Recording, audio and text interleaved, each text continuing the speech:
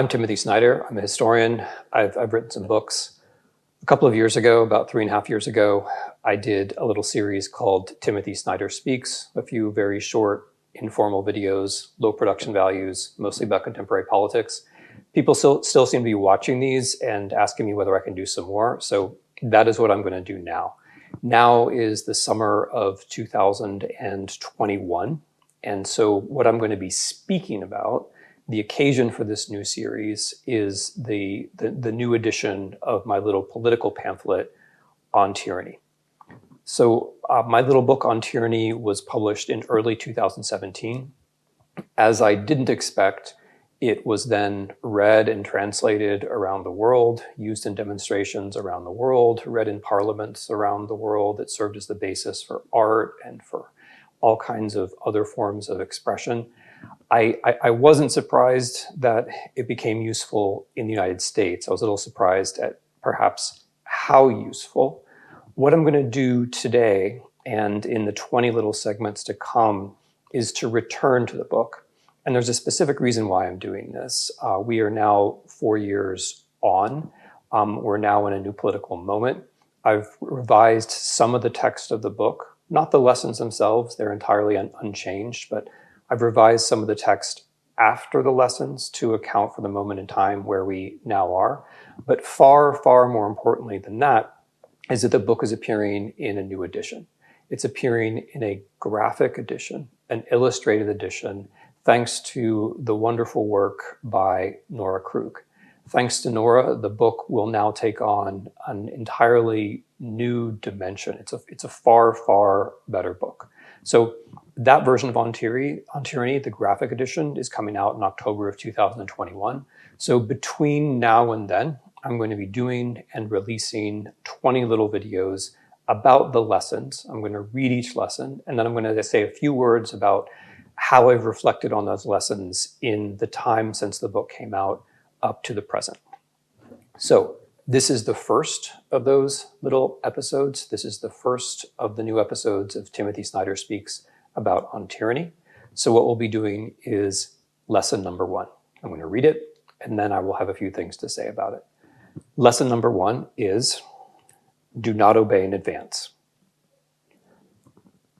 Most of the power of authoritarianism is freely given. In times like these, individuals think ahead about what a more repressive government will want, and then offer themselves without being asked. A citizen who adapts in this way is teaching power what it can do. So this is the first lesson because it's about the basic choice we make when we confront difficulty. It's about the choice of all choices. Are we going to go with the new flow, or are we going to stand, if only a little bit, if only hesitantly, as long as we can, against the current? A deep idea underlying this notion of not obeying in advance is the normal. The idea of what's normal has been very important to me as a historian. When, for example, I worked on the Holocaust and spent some time researching rescue in the Holocaust, it became clear to me that the people who actually did very good deeds described what they did as normal. They didn't boast about it. They said it was just normal. Rescuers said there was nothing exceptional about what they did. And this suggests a radical form of one way we understand the word normal. Normal is good. Normal is upholding a norm. Normal is trying to make the world outside in some way correspond to our virtues, our values, the things we have inside us. That's one idea of normal. And then, of course, there's the other idea of normal. What everyone else is doing. What you expect that people more powerful than you are going to want. So one way to think about this first lesson, do not obey in advance, is which kind of normal should we be? Which kind of normality do we want to express out into the world? Because we do have a good deal of power. The example that we set matters a great deal. A second little idea, which was very important to this lesson, has to do with time. It has to do with not putting things off.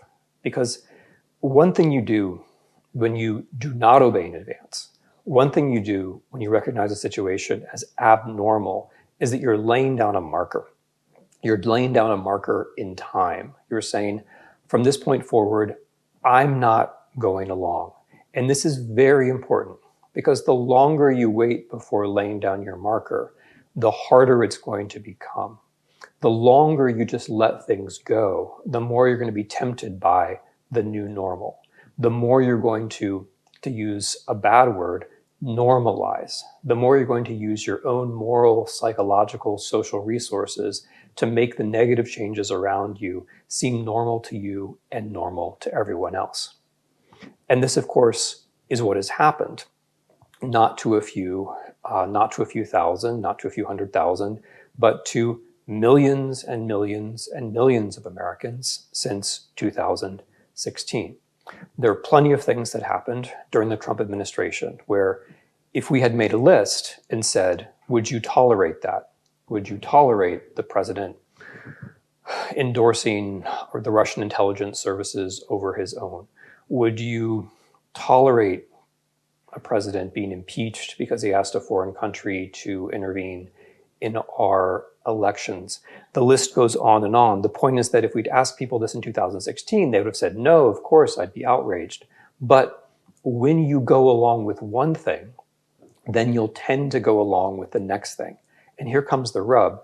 If you do obey in advance, if you do normalize, then you become morally, psychologically, socially committed to all the things that happen. And because you never investigated, you never took a stand, you never asserted your own idea of normal, you're going to be all the more committed to these things. You're going to feel all the more defensive. You're going to be all the more likely to argue, to quarrel, even to engage in acts of violence. So this is why it's always so important not to obey in advance. This is the end of my first new little reading out of On Tyranny, the end of the first segment of Timothy Snyder Speaks about On Tyranny. Thank you very much.